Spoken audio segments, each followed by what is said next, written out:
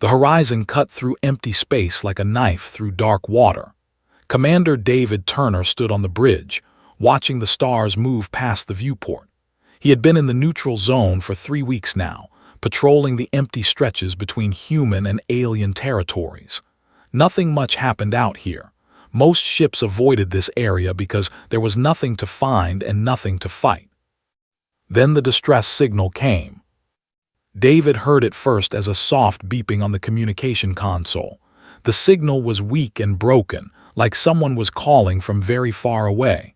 Lieutenant Cox looked up from his station. His face showed surprise. "Sir, we have a distress signal.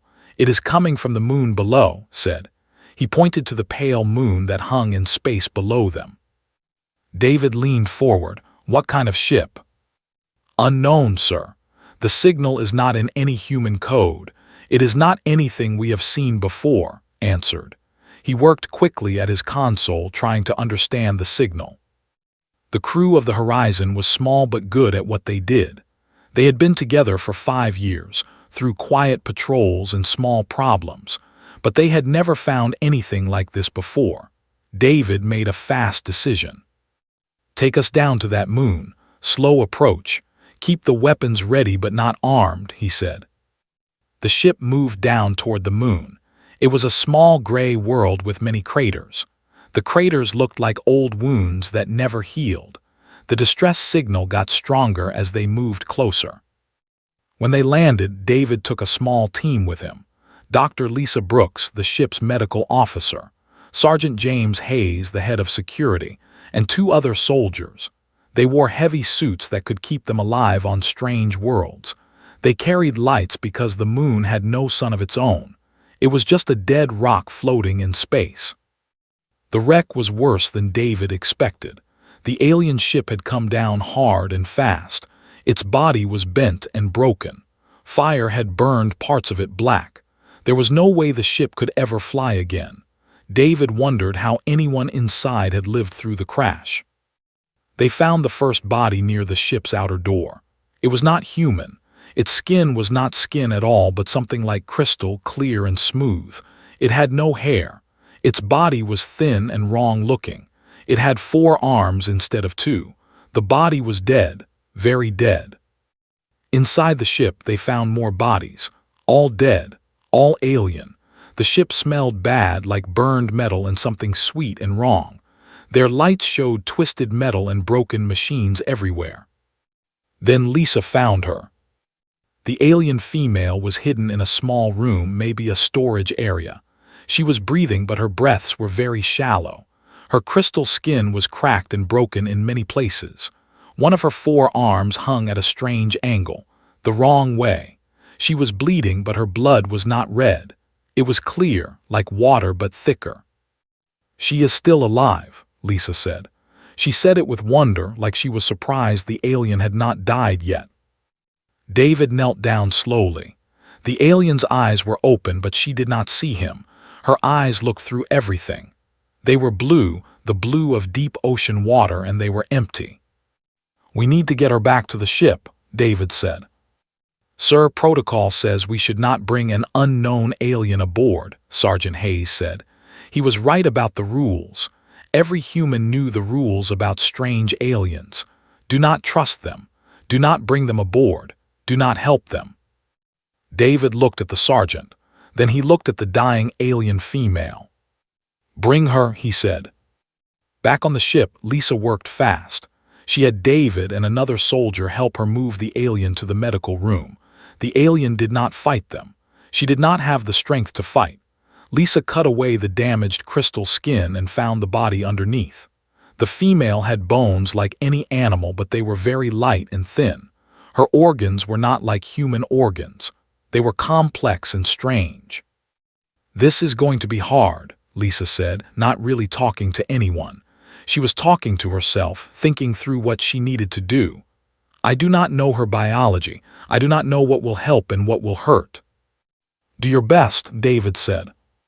Lisa worked through the night. She cleaned the wounds with water and medicine. She tied bandages on the crystal skin. The alien female woke up several times, but she did not make noise. She did not cry out. She just watched Lisa and David with those blue eyes filled with fear and something else. Anger maybe, or desperation. By morning the alien was stable. She would live if her body could heal, if the wounds did not get infected. Came to David on the bridge. "Sir, I got a message through to Earth Command about the alien. They are very angry about us bringing her aboard. They say we have broken neutral zone laws. They say we must destroy the alien or leave her on the moon," said. He looked uncomfortable saying these things. David looked out at the stars. He thought about the alien female, broken and bleeding and alone on a dead moon. He thought about the dead bodies they had found. He thought about being human and what that meant. "Send them this message," David said. "Tell them we will bring her safely to the nearest station where she can get help. Tell them that is what humans do. We help those who cannot help themselves." Looked shocked. "Sir, that will cause trouble." "Yes," David said. "It will. Send the message anyway." Lisa came to the bridge 3 hours later. She looked tired. Her hands had blood on them, the alien's clear blood. "She is asking for water," Lisa said. "That is a good sign. It means she is waking up. It means she wants to live." David went to the medical room. The alien female lay on the bed very still. Her eyes were clearer now. They followed him as he moved. He sat in the chair next to her. He did not say anything. He just sat there, showing her that she was not alone. Slowly, the alien's broken hand reached toward him. It was a small movement, and it took all her strength. David understood what she was asking. He took her hand very gently, being careful not to hurt her more. "You are safe now," he said, even though she probably could not understand his words. "You will get better." The alien female looked at him for a long time. Then she closed her eyes and slept. David sat there and held her hand, watching her breathe. He knew this would cause trouble. He knew there would be questions and problems. But he also knew this was what being human meant. It meant helping someone who needed help. It meant saying yes to mercy, even when the rules said no.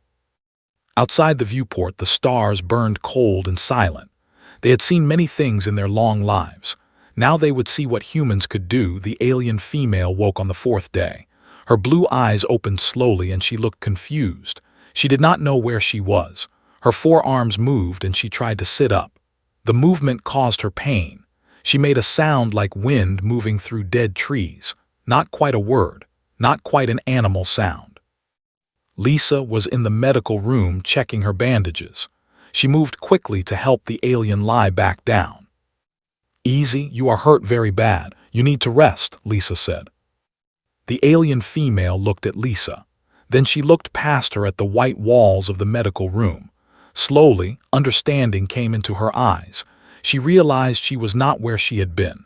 She was somewhere new. Her crystal skin began to shine a little brighter, like light moving through glass. Lisa had learned this meant fear. "It is okay. You are on a human ship. You crashed. We found you," Lisa explained, speaking slow and clear. The alien did not seem to understand the words, but she understood something. Her eyes moved toward the door like she was looking for a way to escape. David came in then. He had been checking on her every few hours since they brought her aboard. He stopped when he saw she was awake.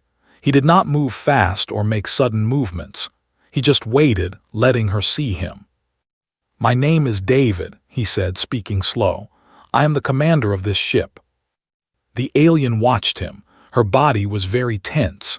Every muscle seemed ready to fight or run, but she could not run. Her broken arm was healing but slowly, and her other wounds were still very fresh. Over the next 3 days, Lisa had to change the bandages many times. The wounds needed cleaning. Some of them had started to heal wrong, and Lisa had to fix them. This was painful work. The alien female made more of those wind sounds, but she did not try to fight.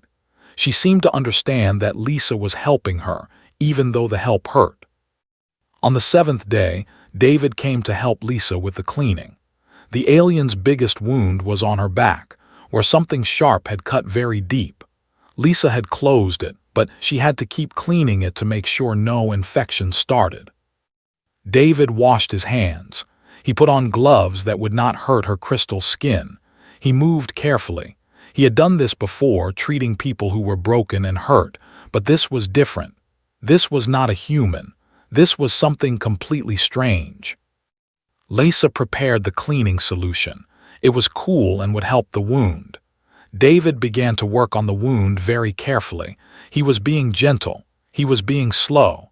He was thinking about every movement. Then his hand slipped. It was just a small thing. The solution was slippery. His glove lost its grip for just a moment. His hand moved wrong. It was not a big problem and it did not hurt the alien much.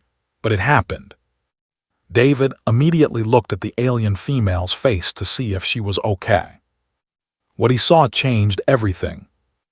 The alien was looking at him with an expression he had never seen on an alien face before.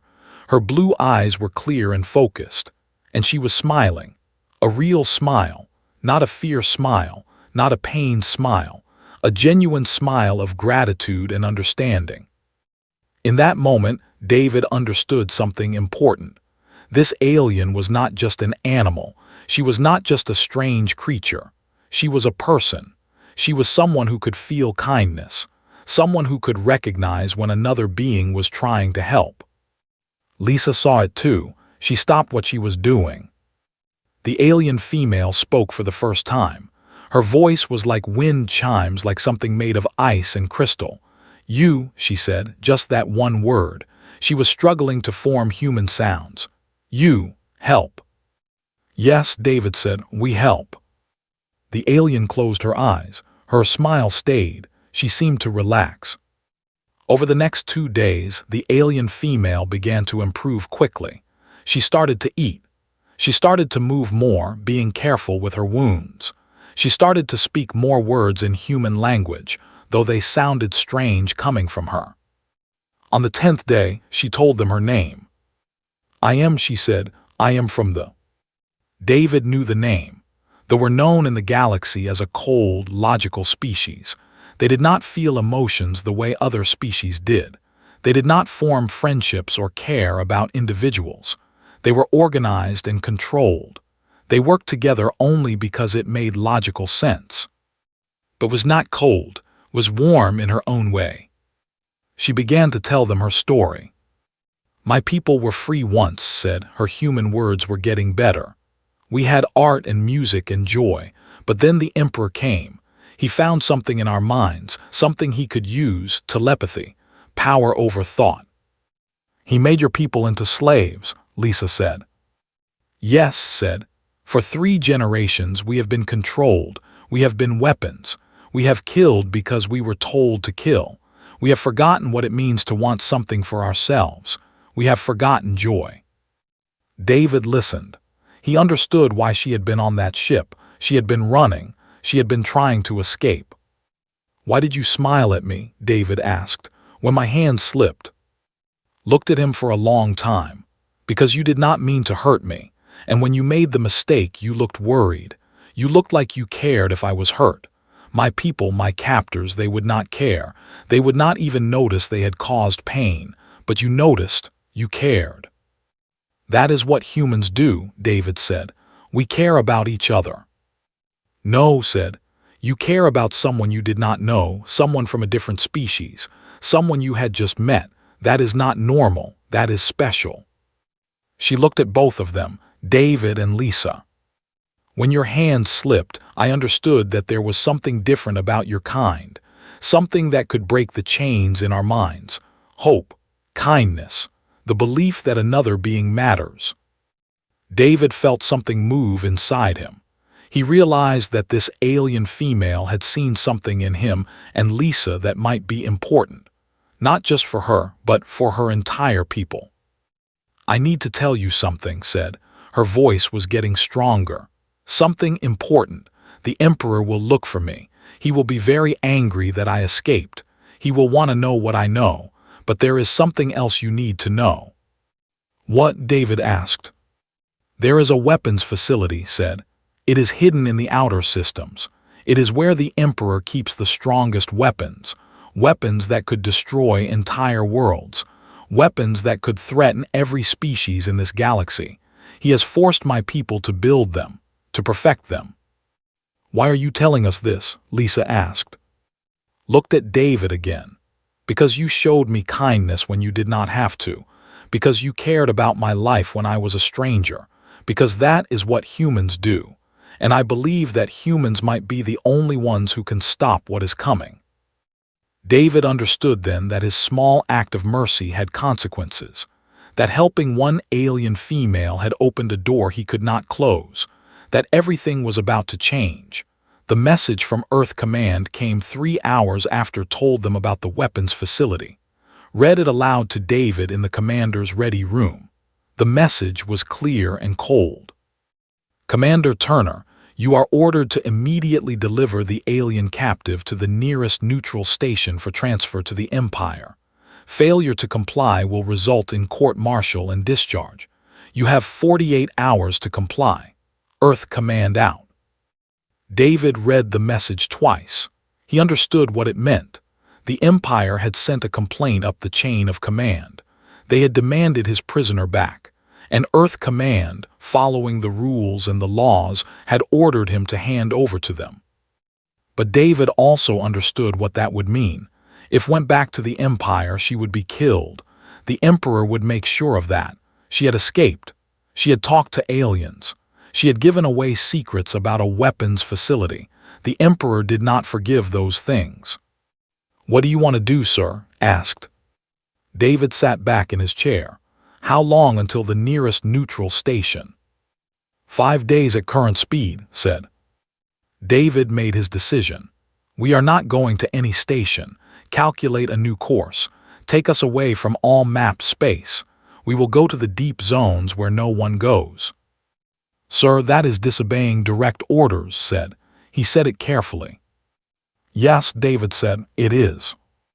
Did not say anything, but after a moment he nodded. He understood. Some things were more important than orders. Over the next 2 weeks, messages came from Earth Command. They came more and more angry. They threatened David with courts-martial. They said he was a traitor. They said he was helping an alien terrorist. They said his crew would be punished for following his orders. But the crew of the Horizon stayed loyal. Sergeant Hayes told David that every single soldier wanted to stay. Lisa said she would not leave, said he would follow David anywhere. The crew was small, but they were united. Got stronger every day. Her wounds healed. She began to move around the ship. The crew was surprised by her. They had expected an alien to be cold and logical, but was curious. She asked questions about everything. She looked at art on the crew's tablets and said it was beautiful. She listened to music, and her crystal skin began to glow when she heard the sad songs. "Your people are strange," she said to David one day. "But I begin to understand. You create things just to feel. You make art that has no purpose except to move the heart." "That is what makes us human," David said. "We have feelings and we want to share them." Sat very still. "I am beginning to remember what that feels like, but it is difficult. My mind was controlled for so long. The pathways are blocked. It is like trying to see through thick fog." "It will get better," David said. "With time it will get better." 2 weeks after they had gone into deep space, asked David to help her contact her people. She said she had a way to reach the resistance fighters, the ones who wanted to fight against the Emperor, the ones who wanted to be free. Using the ship's communication array, sent out a signal that only her people could understand. She told them what had happened. She told them that a human ship had saved her. She told them about the weapons facility. She told them about human kindness. The responses came slowly, one by one. Aliens who had been hiding, who had been waiting, who wanted to fight back. They were scattered across the galaxy, on different worlds, on different ships, but they were real and they were ready. "There are more of us than I thought," said, reading the messages. Her blue eyes were bright. "There are thousands, thousands who want to be free." David realized that was about to organize a revolution, and somehow the human race was going to be part of it. Over the next month, David's ship became a meeting place. Small ships came in secret to meet with. They came from different species. Not just, there were others. Aliens who had been enslaved by the Empire. Aliens who wanted to fight back. And they all believed in its vision of freedom. David learned something important in those meetings. He learned that the Empire had made many enemies. It had conquered many worlds. It had enslaved many peoples. And everywhere there were those who wanted to resist. Began to show David and her own people how to work together. She explained that they had telepathic power that was strong, but humans had something different. Humans had the ability to inspire others. Humans had courage that seemed to come from nowhere. Humans could look at impossible odds and still stand up to fight. They are organized, told the group of leaders who had come to the horizon. But they are predictable, they follow logic. Humans are unpredictable. You act on hope and belief. That is your strength. But we have no telepathy, David said. We have no special powers. You have something better, said. She looked at David with that smile he had seen on the medical room bed, the smile of someone who had been given hope. You have the power to make others believe that change is possible. You have already done this. You changed me, and I am changing my people, and they will change the galaxy. David and his crew began training with the alien resistance fighters. They learned about tactics. They learned about the planets and stations controlled by the Emperor. They planned their strategy very carefully. But David also insisted on something that made people think differently about warfare. We will not kill unless we must, David said. We will try to stop them. We will try to capture them. We will try to turn them away from the Emperor, but we will not kill for the sake of killing. This was hard for the alien fighters to understand. They had been at war with the Emperor for generations, but slowly they began to see David's point. Killing only made more enemies. Showing mercy showed strength.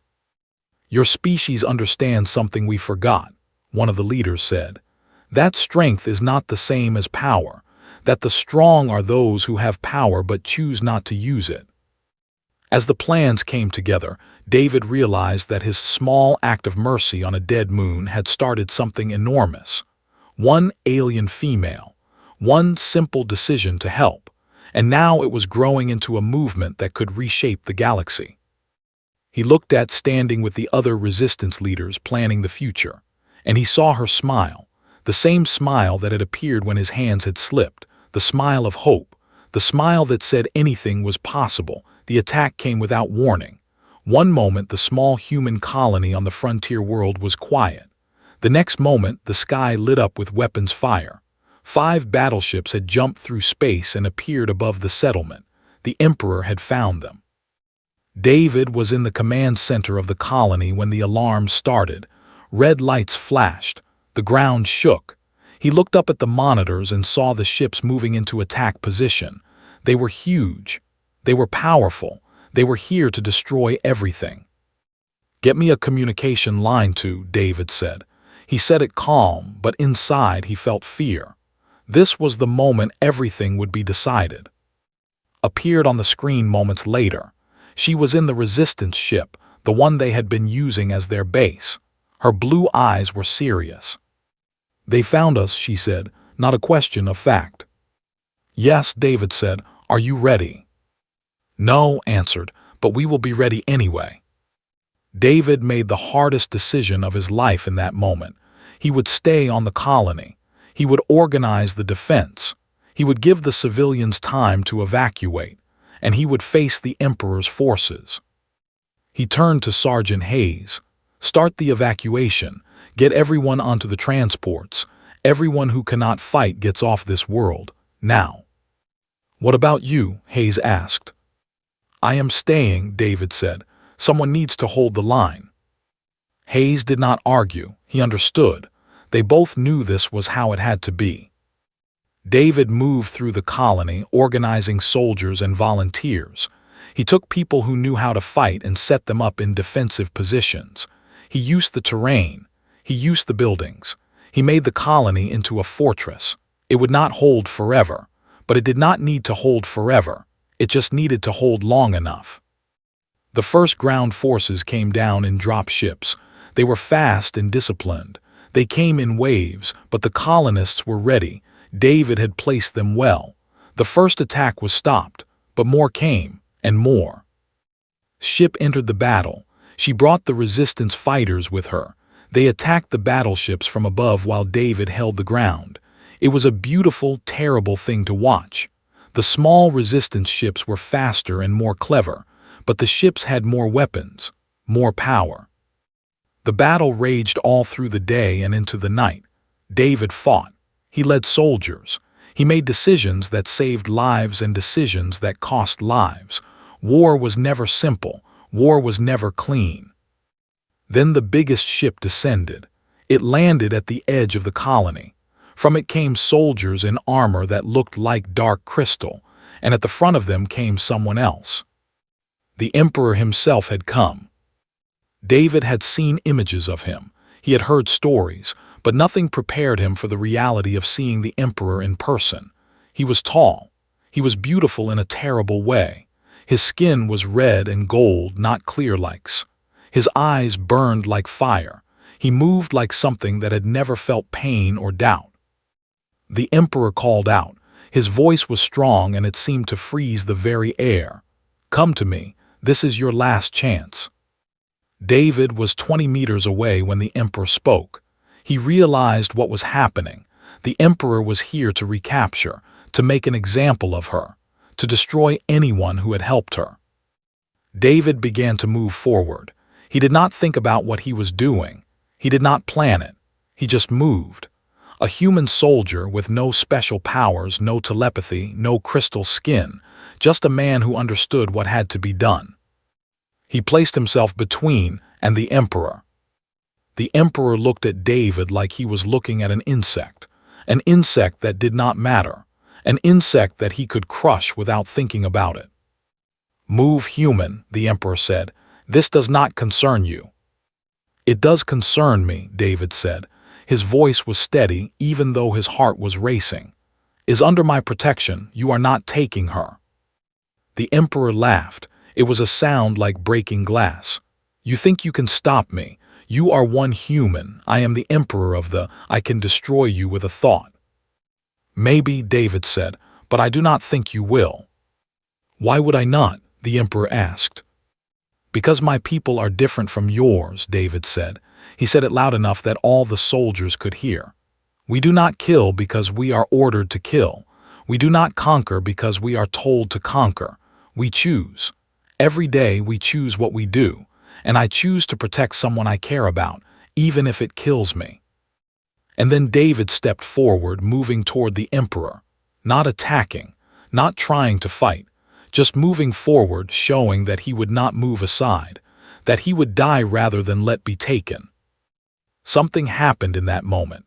Something changed in the minds of the soldiers watching. They had been controlled for so long. They had obeyed because they had to obey. But seeing this human, this small human with no power, stand against the emperor, something broke inside their minds. Something remembered what freedom felt like. The emperor's eyes burned brighter. He raised his hand, ready to kill David. But before he could move, something unexpected happened. One of the soldiers stepped forward. She placed herself next to David, then another, then another. The soldiers began to stand beside the human commander. They had remembered. They had remembered what it felt like to choose. The emperor screamed. His power lashed out like a weapon, but the soldiers held steady. They had been enslaved so long that they had forgotten they had free will, but now they remembered. Above saw what was happening. She understood. She sent a telepathic wave down to her people, and it was not a command. It was an invitation to be free. The soldiers began to resist the emperor's control. It was agony for them. The chains in their minds burned as they fought against them, but they fought anyway. They had seen a human stand alone against the emperor. They could do no less. The emperor tried to destroy David, but the soldiers blocked him.